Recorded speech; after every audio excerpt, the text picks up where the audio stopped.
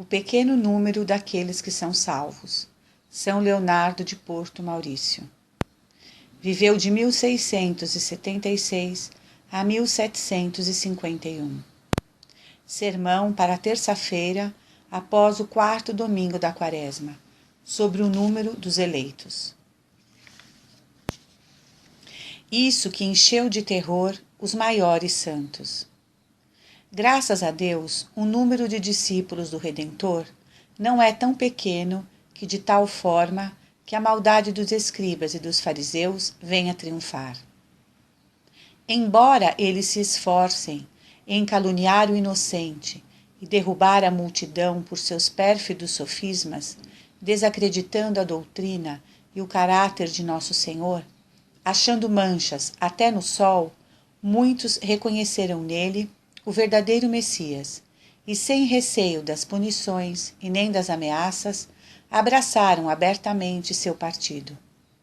Malgrado as imposturas de seus inimigos, de turba autem multi crediderunt in enum. Muitos do povo creram nele. Todos aqueles que seguiram Cristo, o seguiram até na sua glória? Ah, é aqui que, venerando este profundo mistério, eu adoro em silêncio os abismos dos decretos divinos, antes de decidir com temeridade um tão grande ponto. É um grave tema aquele de que devo tratar hoje. Ele fez tremer até mesmo as colunas da igreja, encheu de terror os maiores santos e as populações dos anacoretas dos desertos. Essa instrução na qual se trata de decidir se o número dos cristãos que se salvam é maior ou menor que o número de cristãos que se perdem, vos inspirará, eu espero, um receio salutar do julgamento de Deus. Aquele que se perde por sua própria malícia. Meus irmãos, eu queria, por causa do amor que eu vos tenho, poder vos assegurar por prognósticos de uma felicidade eterna, dizendo a cada um de vós, o paraíso vos está assegurado. A maior grande parte dos cristãos se salva. Então, vocês iriam se salvar também. Mas como poderia eu vos dar esta doce segurança, se inimigos de vós mesmos, vós vos revoltais contra os decretos de Deus? Eu percebo em Deus um sincero desejo de vos salvar, mas eu vejo em vós uma inclinação decidida a se perderem. Que farei eu, pois, hoje, se eu falo claramente? Eu vos desagradarei. Mas se eu não falar, eu desagradarei a Deus. Eu partirei, então, esse tema em 2 pontos. No primeiro, para vos aterrorizar. Deixarei os teólogos e os padres da igreja decidirem a questão e pronunciar que a maior parte dos cristãos adultos se corrompe. E adorando em silêncio esse terrível mistério, eu deixarei escondido meu próprio sentimento. No segundo ponto, tentarei vingar contra os ímpios a bondade de Deus, provando-vos que aqueles que se perdem por sua própria malícia, porque eles quiseram se condenar. Aqui estão, pois, 2 verdades muito importantes. Se a primeira vos assusta, não a tomeis de mim, como se eu quisesse estreitar o caminho do céu, pois eu quero ser neutro nesta questão. Tomei disso vós, antes dos teólogos e dos padres da igreja, que por força de razões vos imprimirão esta verdade no coração. Se estiverdes corrigidos pela segunda, rendei graças a Deus, que não quero outra coisa a não ser que vós lhe deis inteiramente vossos corações. Enfim, se vós me forceis a dizer claramente o que eu penso, eu o farei para a vossa consolação. Isso não é uma curiosidade, mas uma pregação. Isso não é uma vã curiosidade, mas uma pregação salutar, fazendo soar do alto do púlpito certas verdades que servem maravilhosamente para reprimir a insolência dos libertinos, as quais, falando sempre da misericórdia de Deus e da facilidade de se converter, vivem mergulhados em toda sorte de pecados e dormem com segurança no caminho da perdição. Para desiludi-los e acordá-los de seu torpor, examinemos hoje essa grande questão. O número de cristãos que se salvam é maior aquele de cristãos que se perdem? Almas piedosas, retirai-vos, este sermão não é para vós. Ele tem unicamente por objetivo reprimir o orgulho desses libertinos que, matando em seus corações o santo temor de Deus, se ligam ao demônio, o qual, no sentimento de Eusébio, perde as almas tranquilizando-as. Imitate securatem, ut imitate perditionem. Para resolver esta dúvida, coloque de um lado os padres da Igreja, tanto gregos como latinos, e do outro os teólogos mais sábios, os historiadores mais eruditos, e ponha no meio a Bíblia exposta ao olhar de todos. Escutai não o que eu vou dizer, pois eu vos declarei que não queria tomar eu mesmo a palavra, nem decidir a questão, mas sim o que vos dirão esses grandes espíritos, que servem como de faróis na Igreja de Deus, para esclarecer os outros, a fim de que eles não percam o caminho do céu. Desta forma, guiados pela tripla luz da fé, da autoridade e da razão, nós poderemos resolver seguramente esta grave questão. Observai bem que não se trata aqui de todo o gênero humano, nem de todos os católicos sem distinção, mas somente dos católicos adultos que, tendo o livre-arbítrio, podem cooperar na grande obra de sua salvação. Consultemos em primeiro lugar os teólogos, no qual reconhecemos que examinaram as coisas de mais perto e não exageraram em seus ensinamentos. Escutemos dois sábios cardeais, Caetano e Belarmino. Eles ensinam que a maior parte dos cristãos adultos se perde, e se eu tivesse o tempo de vos expor as razões sobre as quais eles se apoiam, vós estaríeis convencidos. Eu me contentarei em citar aqui Suarez, que depois de ter consultado todos os teólogos, depois de ter estudado atentivamente a questão, escreveu essas palavras. O sentimento mais comum toma que no meio cristão há mais reprovados que predestinados. Se diante da autoridade dos teólogos vocês quiserem juntar aquela dos padres gregos e latinos, achareis quase todos a dizer a mesma coisa. É o sentimento de São Teodoro, de São Basílio, de Santo Efrem, de São João Crisóstomo, mas ainda na exposição de Barônios era uma opinião comum entre os padres gregos que essa verdade foi expressamente revelada a São Simão Estilita e que era para assegurar o negócio de sua salvação que ele decidiu, logo após esta revelação, viver em pé durante 40 anos sobre uma coluna, exposto a todas as variações do tempo, modelo para todos de penitência e de santidade. Consultai agora os padres latinos e vos escutareis, São Gregório Magno, dizer-vos em termos claros: muitos vêm a obter a fé, mas poucos o reino celeste. São poucos que se salvam, diz Santo Anselmo. E Santo Agostinho fala ainda mais claramente.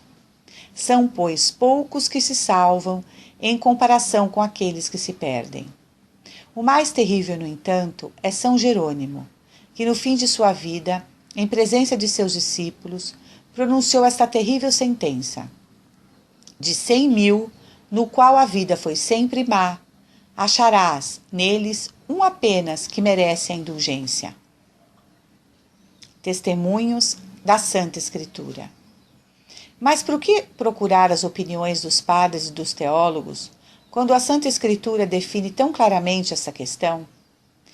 Percorrerei o Antigo e o Novo Testamento, e vós nele encontrareis uma multidão de figuras, de símbolos e de palavras que fazem destacar claramente esta verdade. São muito poucos os que se salvam. No tempo de Noé, todo o gênero humano foi submergido pelo dilúvio, e 8 pessoas apenas foram salvas na arca. No entanto, esta arca de São Pedro era a figura da igreja. E essas 8 pessoas que se salvaram, retoma Santo Agostinho, significam que há muito poucos cristãos salvos, porque são muito poucos que renunciam sinceramente ao século, e que aqueles que não o renunciam mais do que por palavras, não pertencem, portanto, ao mistério representado por esta arca. A Bíblia nos diz que ainda que 2 hebreus, somente sobre 2 milhões, entraram na terra prometida depois da saída do Egito. 4 pessoas somente escaparam do incêndio de Sodoma e das outras vilas infames que pereceram com ela. Tudo isso significa que o número de reprovados, que devem ser jogados ao fogo como palha, supera em muito o número dos eleitos que o Pai Celeste deve recolher um dia como um precioso trigo no seu celeiro. Eu não terminaria, portanto, se começasse a falar aqui de todas as figuras pelas quais os livros santos confirmam esta verdade. Contentemo-nos de escutar o oráculo vivo da sabedoria encarnada, que respondeu nosso Senhor aos curiosos do Evangelho que lhe perguntaram: Senhor, serão poucos que se salvarão? Guardou ele o silêncio?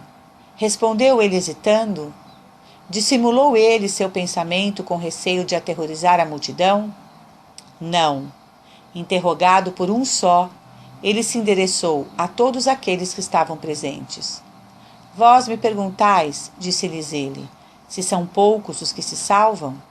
Aqui está a minha resposta. Esforçai-vos em entrar pela porta estreita, pois muitos, eu vos digo, procurarão entrar e não poderão. Quem fala aqui? É o Filho de Deus, a verdade eterna, que diz mais claramente ainda em outra ocasião: muitos são chamados, mas poucos são escolhidos. Ele nos diz: todos são chamados, e entre todos os homens, poucos são eleitos. Mas diz: muitos são chamados, quer dizer, como explica São Gregório, que entre todos os homens, muitos são chamados à verdadeira fé, mas entre eles são poucos os que se salvam. Essas palavras, meus irmãos, são de nosso Senhor Jesus Cristo. São elas claras? Elas são verdadeiras. Diga-me agora se é possível ter a fé em seu coração e não tremer. Exame dos diversos estados. Percebo que, falando assim de todos em geral, eu falto com o meu objetivo.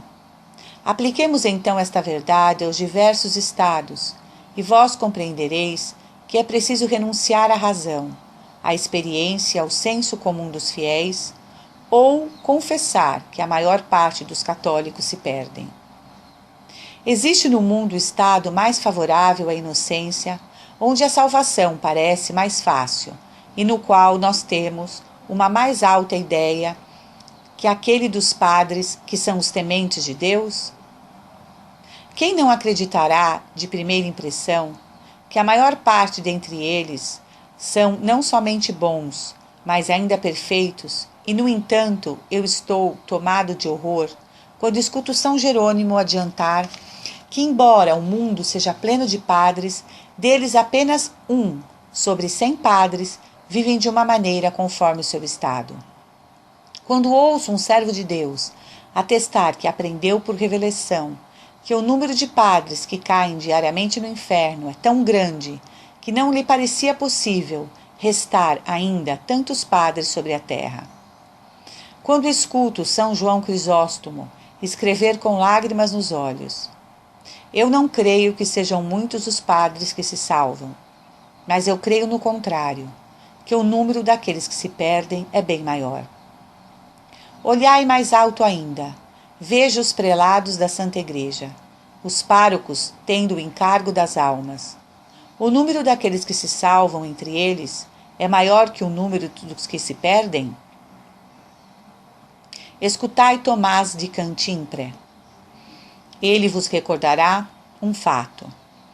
Em seguida, Encarregai-vos vós mesmos de tirar as consequências. Teve um sínodo em Paris. Um grande número de prelados e de párocos, encarregados de almas, ali se achavam.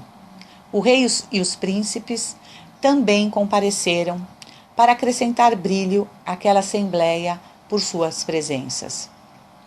Um célebre pregador foi convidado a pregar, e durante a pregação de seu sermão, um horrível demônio apareceu-lhe e disse-lhe: Deixai de lado todos os teus livros.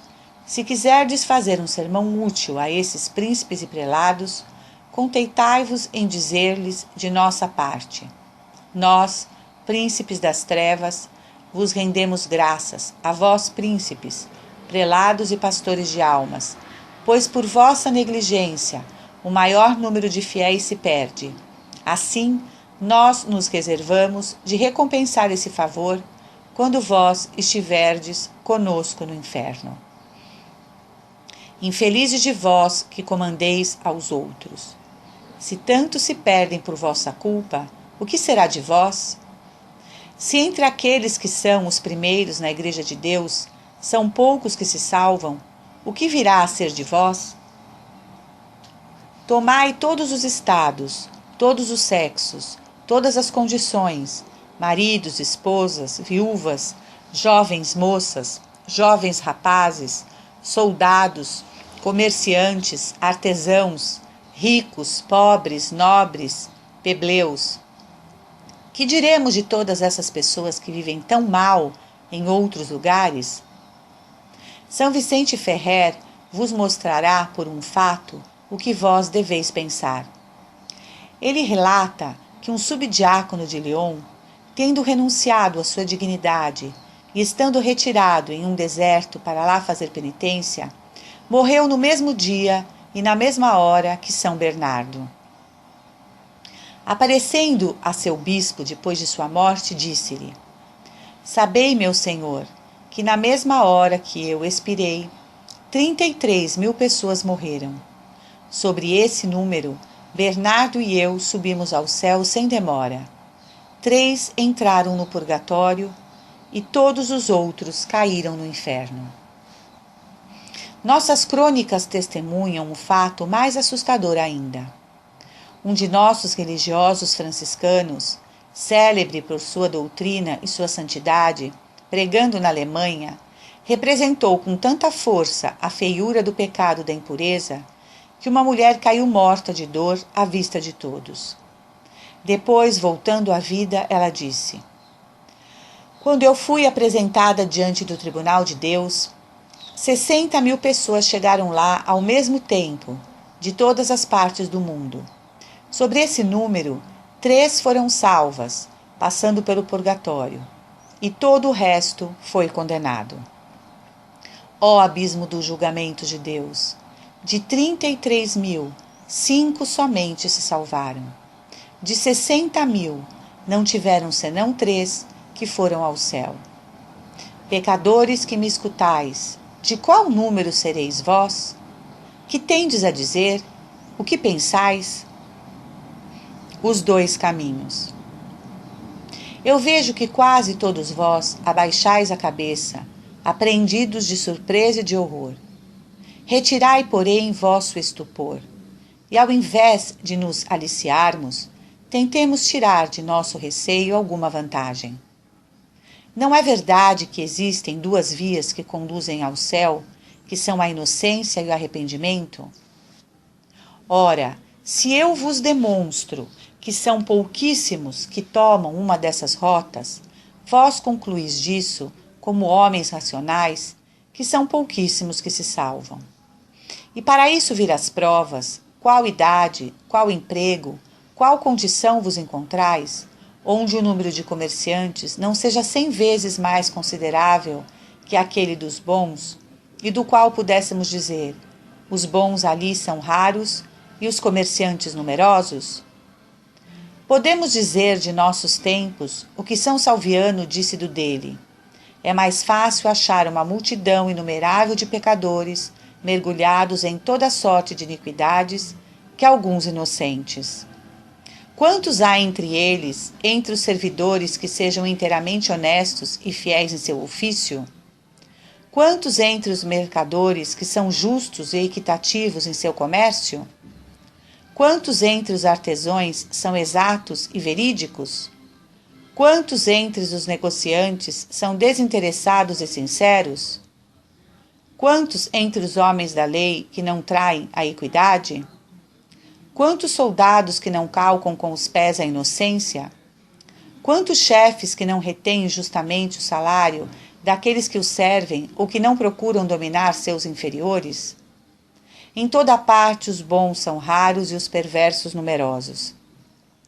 Que não sabe que hoje existe tanta libertinagem entre os jovens rapazes, tanta malícia entre os homens maduros e tanta liberdade entre as jovens moças, de vaidade entre as mulheres, de licenças na nobreza, de corrupção na burguesia, de dissolução do povo, tanta audácia entre os pobres, que podemos dizer o que Davi dizia de seu tempo.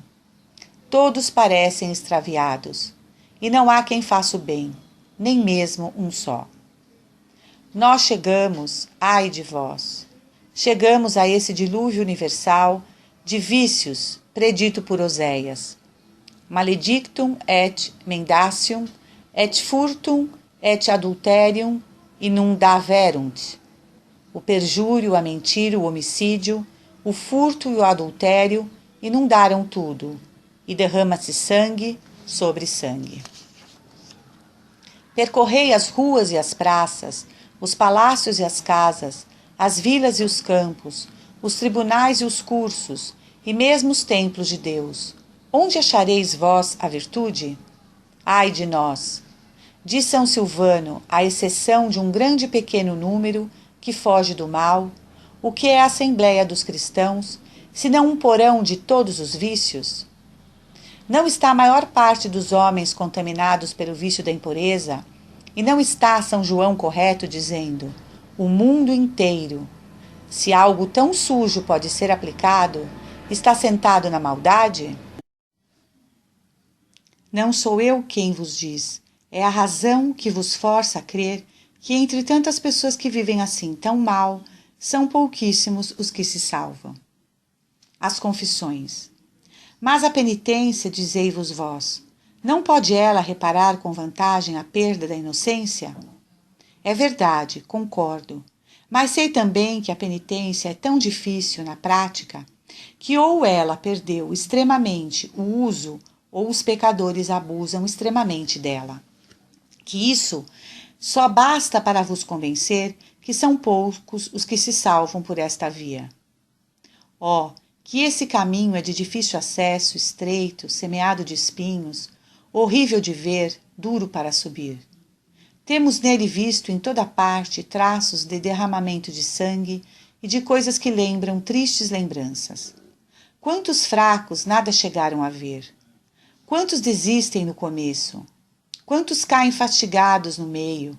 Quantos se abandonam miseravelmente no fim? E quão poucos são os que nele perseveram até a morte?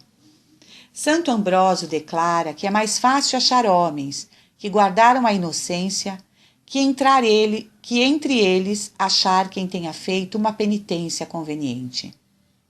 Se vós considerais a penitência enquanto sacramento, quantas confissões censuradas, quantas apologias estudadas, quantos arrependimentos enganosos, quantas promessas falsas, quantos propósitos ineficazes, quantas absolvições inválidas. Por acaso olhai como válida a confissão daquele que se acusa de seus pecados desonestos, do qual ele se guarda da ocasião próxima de levá-lo ao pecado, ou daquele que se acusa das injustiças manifestas, sem ter intenção de reparar o tanto que ele pode, ou daquele que apenas tendo confessado, recai nas mesmas iniquidades? Ó abusos horríveis de um tão grande sacramento!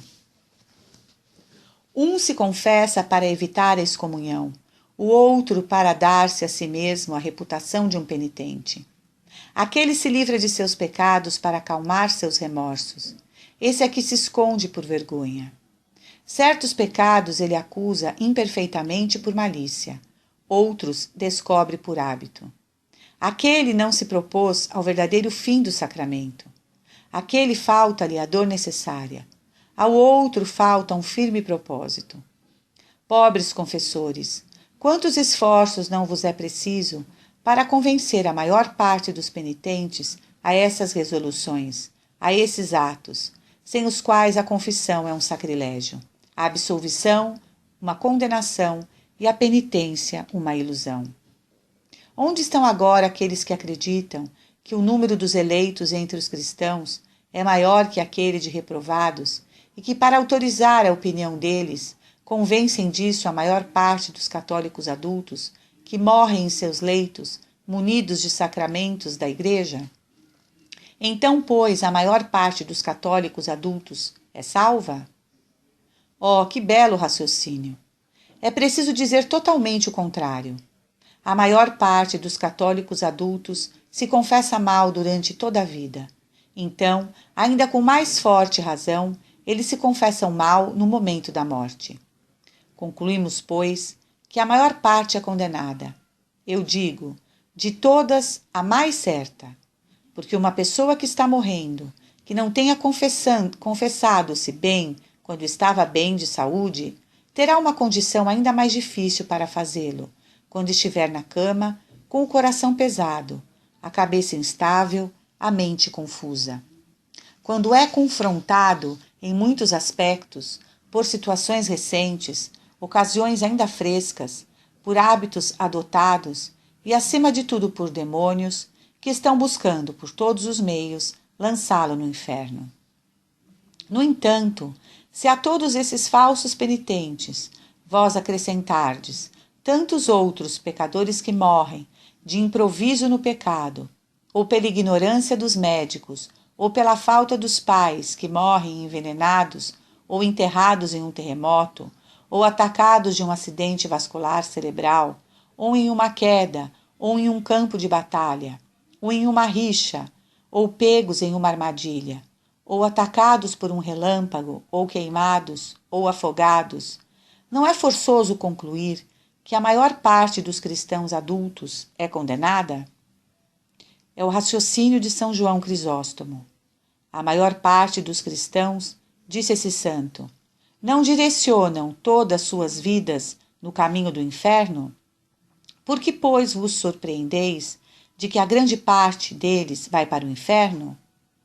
Para chegar à porta é preciso pegar o caminho que a ela nos leva. Que tendes vós para responder assim a um tão forte argumento? Como as areias do mar, como as estrelas do firmamento. A resposta, vós me direis, é que a misericórdia de Deus é grande. Sim, mas para aqueles que o temem. Misericórdia Domini super timentes eum. A misericórdia do Senhor se estende sobre aqueles que o temem. Diz o profeta, mas sua justiça é grande para aquele que não o teme, e ele reprova todos os pecados teimosos. Discedite a me, homines operaro iniquitatis. Apartai-vos de mim, vós que obrais a iniquidade. Mas então vós me direis, para quem é então o paraíso, se ele não é para todos os cristãos? Ele é para os cristãos, sem dúvida, mas para aqueles que não desonram este seu caráter e que vivem como cristãos. E além disso, se há um número de cristãos adultos que morrem na graça de Deus, vós acrescentardes aquela multidão inumerável de crianças que morreram depois do batismo, antes de terem chegado ao uso da razão, vós não mais vos surpreendereis com o que o apóstolo São João disse falando dos eleitos. Eu vi uma grande multidão que ninguém poderia contar. E é aí que erram aqueles que pretendem dizer que o número dos eleitos entre os católicos é maior que o de reprovados. É certo que se vós tomardes todos os católicos juntos, a maior parte se salva, porque após as observações que foram feitas, a metade das crianças, sobre as que morrem depois do batismo, morreram antes do uso da razão. No entanto, se a esse número vós ajuntardes os adultos que conservaram o vestido da inocência, ou que após ter contaminado, lavaram-na nas lágrimas da penitência, é certo que a maior parte está salva. E é isso que explica essas palavras do apóstolo São João. Eu vi uma grande multidão. E essas outras de Nosso Senhor. Muitos virão do Oriente e do Ocidente, e se repousarão com Abraão, Isaque e Jacó no reino dos céus. E essas outras figuras que temos costume de citar em favor desta opinião. Mas se falamos dos cristãos adultos, a experiência, a razão, a autoridade, a conveniência e a escritura concordam-se em provar que a maior parte se condena. Não acrediteis por isso que o paraíso seja deserto. É antes o contrário. É um reino muito populoso. E se os reprovados são também tão numerosos quanto as areias do mar, os eleitos são o tanto quanto as estrelas do firmamento. Quer dizer, então, que tanto uns como os outros são inumeráveis, embora em proporções muito diferentes. São João Crisóstomo, pregando um dia na Catedral de Constantinopla e considerando esta proporção, não pôde conter-se em tremer de horror. Quantos, diz ele, entre esse povo tão numeroso, acreditais que haverão de eleitos? E sem esperar a resposta, acrescentou: entre tantos milhares de pessoas, não achareis 100 que se salvem, e entre esses 100, eu ainda tenho dúvida. Que coisa horrível! O grande santo acreditava que em um povo tão numeroso teria apenas 100 que deveriam se salvar, e ainda não estava certo ele deste número. Que acontecerá de vós que me escutais? Ó Deus grande, não posso nisso pensar sem tremer. É uma coisa bem difícil, meus irmãos. A salvação. Pois, segundo a máxima dos teólogos, quando um fim exige grandes esforços, poucos somente o atingem. É por isso que o doutor angélico, Santo Tomás, depois de ter, com sua imensa erudição, pesado todas as razões, pró e contra, conclui no fim que a maior parte dos católicos adultos se perde. A beatitude eterna excede o estado comum da natureza, sobretudo desde que ela está privada da graça original, e por isso é pequeno o número dos que se salvam. Deus Pai justo. Tirai, pois, dos vossos olhos esta venda, no qual vos cega o amor próprio, e que vos impede de crer em uma verdade assim evidente, dando-vos as ideias mais falsas sobre a justiça de Deus. Pai justo, o mundo não vos conheceu, portanto, diz nosso Senhor Jesus Cristo.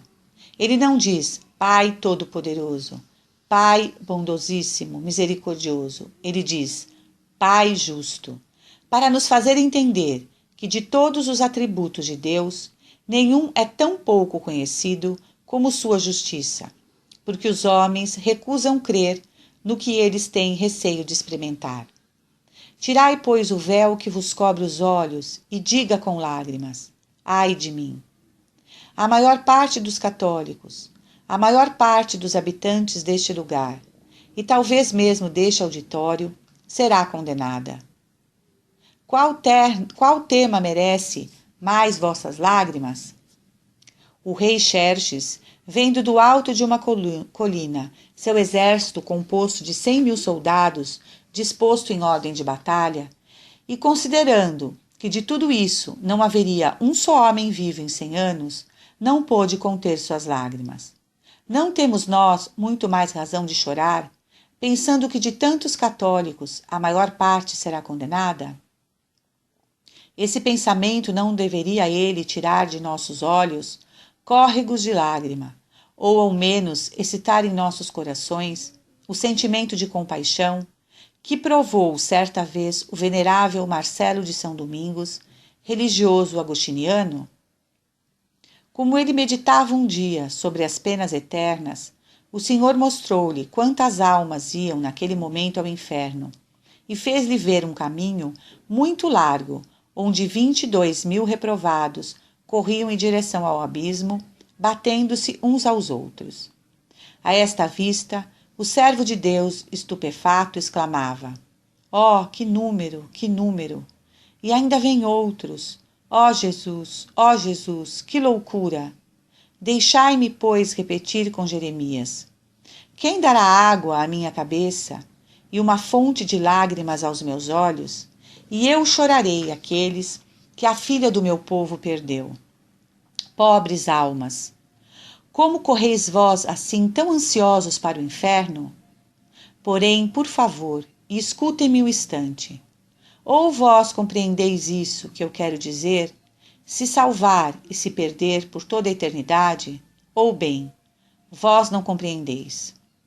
Se vós compreendeis, e se malgrado isso não vos decidirdes hoje a mudar de vida, a fazer uma boa confissão e calcar o mundo aos pés, em uma palavra, a fazer todos os vossos esforços para ser do pequeno número daqueles que se salvam, eu digo que vós não tendes a fé. Se vós não compreendeis, vós sois mais desculpáveis, pois é preciso dizer que vós perdestes o sentido.